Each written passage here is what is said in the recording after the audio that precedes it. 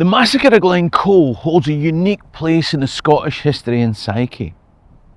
But how much have you thought about who was the officer in charge? And more to the point, what happened to him when the murdering was done? If you're interested in the people, places and events in Scottish history, then click the subscribe button at the bottom right of the screen. And if you enjoy this video, give a thumbs up and a share with others like you. In the meantime, let me tell you a story. I love this job. I'm constantly learning about the history and culture of the land of my heart and birth, and I try to pass that on, what little knowledge I've gained, to other folks who find my wee videos and stories easier to digest than history books. But one of the things that frustrates me about my job is the number of times that I see comments with the same misconceptions repeated. The Glencoe Massacre was perpetrated by the Campbells. No, it wasn't. Like so many stories from the past, the popular memory of the Glencoe Massacre spotlights with a huge pointy finger people who were merely puppets or bit part players, whilst those more culpable lurk in the background. They never swung a sword or thrust a bayonet, but the blood will forever be in their hands. Today, I brought you to the back bar at Glencoe's famous Clachig Inn to tell you about the military officer who organised the massacre as he skulked in the shadows, and what became of him after.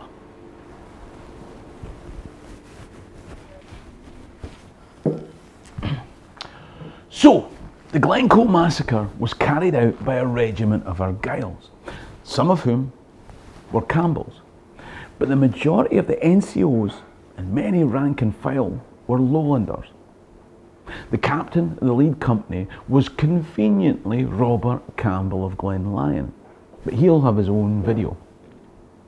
Who were the senior officers who ran the operation? Who gave Campbell of Glenlyon his orders? The governor of the garrison at Fort William was Lieutenant Colonel John Hill. In theory, he was in charge. However, he was a man who seemed to have a genuine regard for the Highlanders he was supposed to keep an eye on. He repeatedly wrote to the civilian authorities asking for clemency and mercy on the people of Glencoe and further afield. He didn't seem to me like the type of guy who could be relied upon to carry out the brutal slaughter of innocents demanded by the politicians. And they didn't think he could be relied upon either.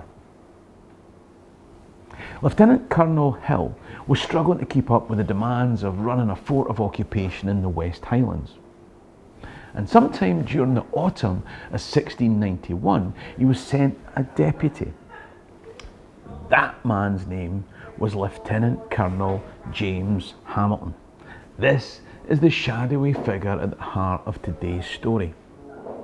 We're not entirely sure where he was from. Possibly Scottish, possibly Ulster Scots.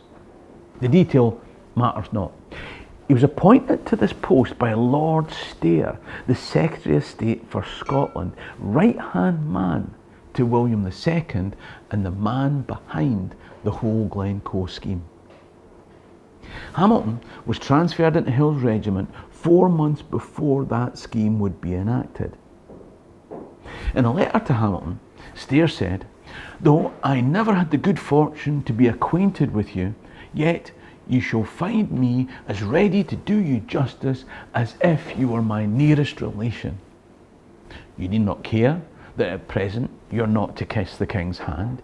He wants not a just character of you."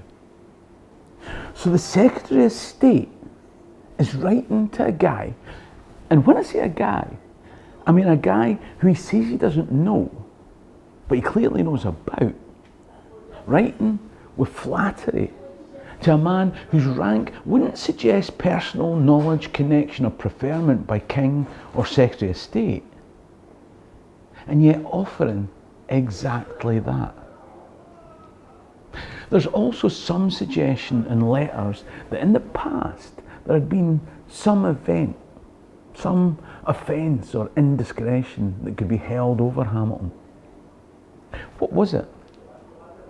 And why was it that from his haughty position in London, the Secretary of State for Scotland had reached down to move him from knight to King's Bishop to protect the King?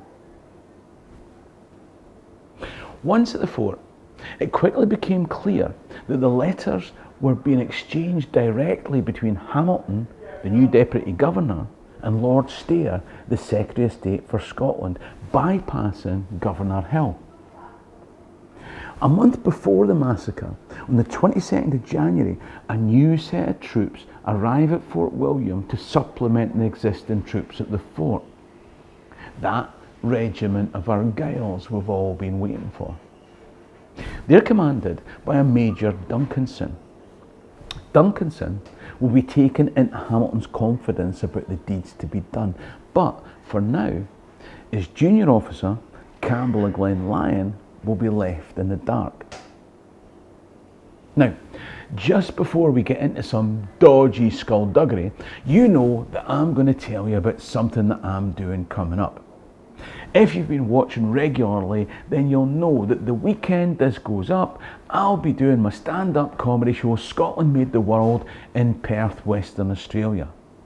Don't worry, you've still got time to get tickets for all the other main cities in Australia and New Zealand that I'll be visiting, and I'll be performing the show all over Scotland in 2025 and Canada in 2026. Click the link top right or in the description below for ticket details.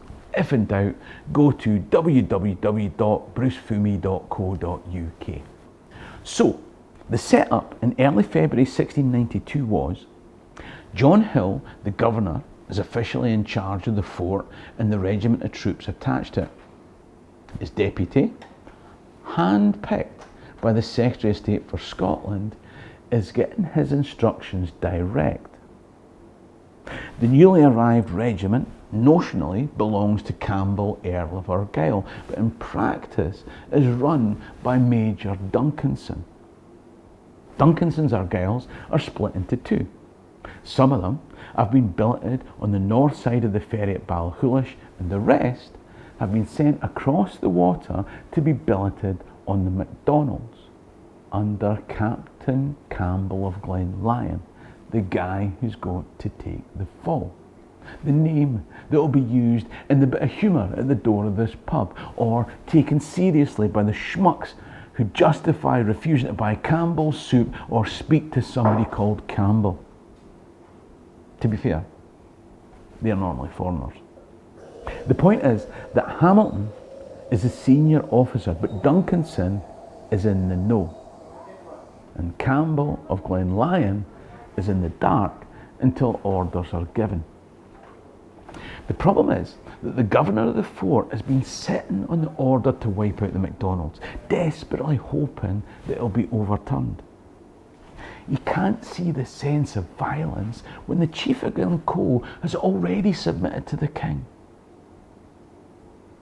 But eventually, he passes the order on to Hamilton, who's been waiting, salivating either. On the eve of the massacre, Lieutenant Colonel Hamilton sends a letter to Major Duncanson telling him to cross at Balhulish and fall on the MacDonalds at 7 a.m. on the 13th of February 1692. Hamilton himself is going to head over the hills and down the Devil's Staircase to block the glen at its eastern end. Having received Hamilton's orders, Major Duncanson sends an order down to Captain Campbell of Glenlyon to carry out the act at 5 a.m.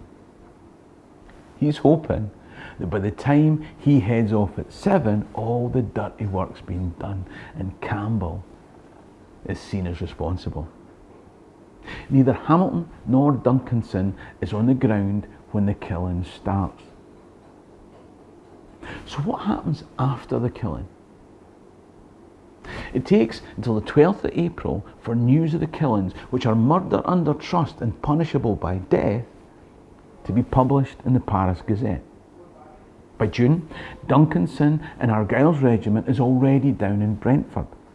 they'll be shipped to Flanders with this deed behind them and forgotten. Hamilton, who'd been transferred to the fort by the Secretary of State for Scotland himself, would be transferred out again to a regiment in Ireland. All very convenient. It took 3 years before, under pressure, the King ordered an inquiry from London. But the Scottish Parliament held its own inquiry. It sat berobed and called numerous witnesses, amongst whom were Lieutenant Colonel John Hill, the governor of the fort. He replied, "I shall give all ready obedience. I shall bring such of the officers as are upon the place, many of them being abroad getting up recruits." Hill, who had never been comfortable with the affair, duly gave his evidence. They called Lieutenant Colonel James Hamilton from Ireland, but he ignored the summons. That was bold. The MPs were none too happy.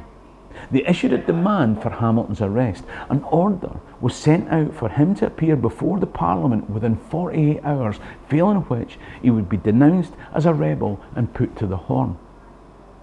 All officers of the Crown were to apprehend him wherever he was found and lock him up. That's not a letter you want to get before your porridge in the morning.